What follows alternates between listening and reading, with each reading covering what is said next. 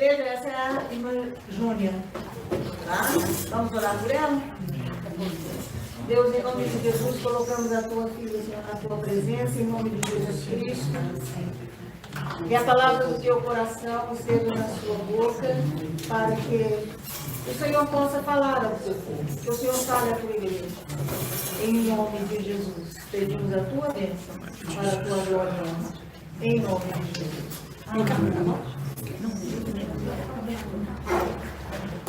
Bom dia a todos. Bom dia. Graça e paz. Como estão os irmãos? Estão todos bem? Amém. Eu me converti no ano de 1982. 1982, já tem muito tempo, né? Era uma jovem de 16 para 17 anos quando me converti ao Senhor. E Deus desde o ano que me converti a Deus, Deus me chamou. Deus me chamou para as nações. E eu alegrei, meu coração ficou muito alegre, porque o coração de Deus está às nações, porque Deus é missionário também. Amém? E eu dou graças a Deus porque essa igreja aqui, essa casa, é também missionária. Essa casa apoia as missões e eu dou graças a Deus por isso. E depois de crescer no Senhor, eu fui para Jocum. Vocês conhecem, né? Jovens com uma missão. E lá trabalhei e estudei 3 anos e meio. Depois de formar na Jocum, eu conheci uma missionária chamada Elizabeth, que trabalhava na Argentina. E na Jocum, a Jocum fazia viagens assim de 3 meses, de 1 mês. E eu fui em uma dessas viagens. E uma dessas viagens eu conheci a Elizabeth, na Argentina, em Buenos Aires. E antes disso, de conhecer Elizabeth, Deus já me tinha dado um momento especial com a língua chamada espanhol.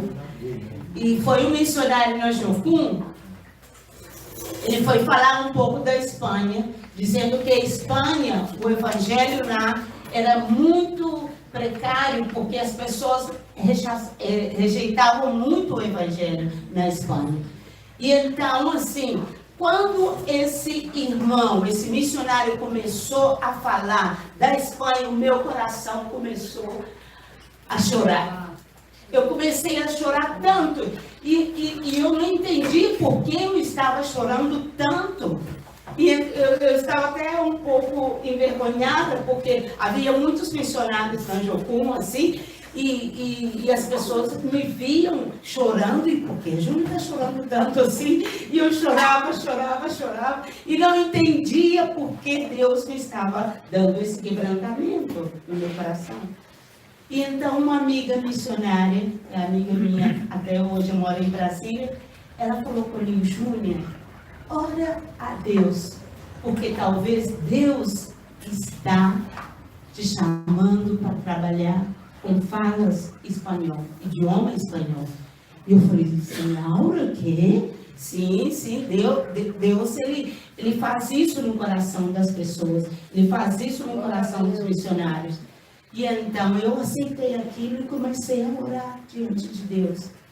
E como a palavra disse, que a ceifa é muita, mas que os ceifeiros são poucos. E disse a palavra também: ide por todo mundo pregar o evangelho a toda criatura. Então eu aceitei esses versículos no meu coração. E falei com a minha família, falei com minha mãe, minha família. Eu venho de uma família espírita. Minha família não era convertida, não é ainda convertida. São poucos da minha família que são convertidos. E conhecendo essa missionária, ela foi até minha casa pedir licença, permissão para minha mãe, para eu ir para a Venezuela. E minha mãe falou assim, porque eu não queria sair do Brasil sem a permissão da minha mãe, porque eu considerava como uma autoridade, e é autoridade na minha vida, e era autoridade na minha vida, já faleceu, já partiu com o Senhor.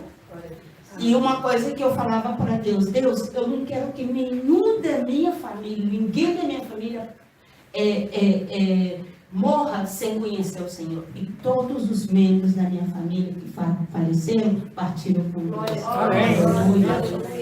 Isso porque a gente, quando obedece, a obediência tem que ser 100%, não pode ser parcial. Não.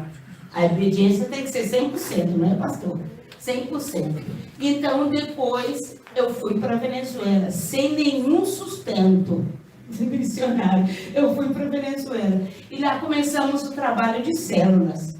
Vinha 5 pessoas, 3 pessoas, 6 pessoas, e foi aumentando o trabalho, E eu era auxiliar na igreja.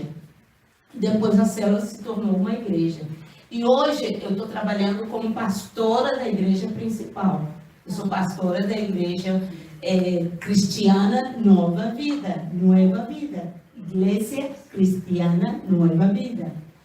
E então se eu falo alguma palavra em espanhol, é porque eu estou acostumada a falar todo o tempo em espanhol, eu falo 24 horas, e vocês me interrompam, ok? E então eu fui para lá. E foi difícil ir para a Venezuela, porque estava num governo muito difícil de aceitar as coisas lá na Venezuela. Porque entrou o Chávez, depois do Chávez entrou o presidente Maduro, agora vocês sabem que o presidente Maduro já não está mais. E então a Venezuela passou a ser um salário mínimo, lá na Venezuela, $3. Sabe o que é $3? Nós passamos por um período, muito tempo, sem papel higiênico. Sabe você ir no banheiro e não ter papel higiênico no banheiro? Sabe que você quer comer frango e não tem frango? Sabe que você quer comer carne e não tem carne? Isso nós passamos. Sabe que você quer comer alguma coisa, quer comer aveia, mingau de aveia, tudo isso, e não tinha na Venezuela. Nós passamos por muita necessidade no governo de Hugo Chávez. E depois, graças a Deus, foi melhorando as coisas, né? Eles começaram uma empresa lá começou a fornecer os alimentos. Então, um pouco tinha até fralda para as crianças. Tinha que fazer as colas, as filas, verdade? Fila. Tinha que fazer as filas para comprar alimento. Nós tínhamos que fazer filas para comprar alimento. Imaginem, irmão. Fazer fila para comprar alimento, nós tínhamos que fazer. Eu, muitas vezes, tive que fazer fila para comprar alimento.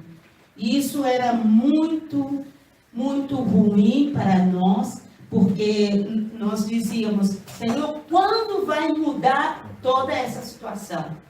Quando vai mudar toda essa situação? Sim, e nós lutávamos com isso, a igreja orando, os pastores orando por tudo isso, né? E então, eu na igreja, nós convocávamos jejum, convocávamos oração, tempo de oração, e na pandemia também convocávamos oração, jejum, e para os irmãos vir era um pouco difícil, porque não podia ficar um perto do outro, verdade? Mas depois liberaram, os irmãos colocavam as máscaras e vinham na igreja, mas era muito difícil para os irmãos vir na igreja. Mas assim, Venezuela sofreu muito, agora está sendo liberada. Venezuela agora está sendo liberada. E nós, como igreja, nós criamos uma fundação para ajudar as famílias lá na Venezuela, porque tinha criança que fazia uma só alimentação, tomava somente o café da manhã, comia um alimento chamado arepa, feito com farinha de mandioca, comiam isso. Tomavam café, não tomavam nem leite. E não tinham o alimento, não tinham as proteínas básicas. Essas crianças estavam raquíticas. Não estavam engordando, porque não tinha proteína para poder comer, meus irmãos. Isso era muito grave. E então nós criamos lá na Venezuela nós chamamos de comedor, mas é um refeitório para as crianças comerem. E então, sembrando vida, quer dizer, semeando vidas. Semeando vidas. E então, nós vimos a responsabilidade de dar, como igreja, alimento para essas pessoas. E quando as crianças vinham também os pais, porque os pais não tinham que comer. Os pais não tinham que comer, porque pessoas assim como vocês não tinham que comer. Como nós não tínhamos nada que comer em casa. E elas ficavam tão alegres, Rosana, ficavam tão alegres de ver nós dando aquela comida para eles comerem, aquele prato de comida. Quando você dá para um mendigo um prato de comida, ele não fica alegre? Isso mesmo, essas pessoas eram como mendigas. E nós encontramos também na Venezuela pessoas como nós mesmos, tirando comida do lixo, para comer comida do lixo. Isso era um absurdo. E quando eu ia para a igreja, eu via homens e mulheres tirando comida do lixo, eu chorava, meus irmãos. Eu chorava e eu falava, Deus, muda essa situação de Venezuela. Muda essa situação, Senhor. Nós não podemos continuar vivendo assim. E algumas pessoas aqui do Brasil me falavam, Júlia, o que você está fazendo naquele país? Aquele país não está te dando nada. E eu falava, eu estou obedecendo o ID de Deus. Obedecer o ID de Deus é 100% obediência. Verdade. E eu obedeci o ID de Deus. E missionários me dizendo, vai embora de lá. Eu falei, não, eu não posso abandonar essas pessoas aqui não, porque se eu abandono, eu sou uma covarde. Eu me identifiquei se eu abandonasse como uma pessoa covarde. Covarde em correr, em fugir dos propósitos de Deus na minha vida. E eu não queria fugir dos propósitos de Deus na minha vida, meus irmãos. Porque o propósito de Deus é eterno.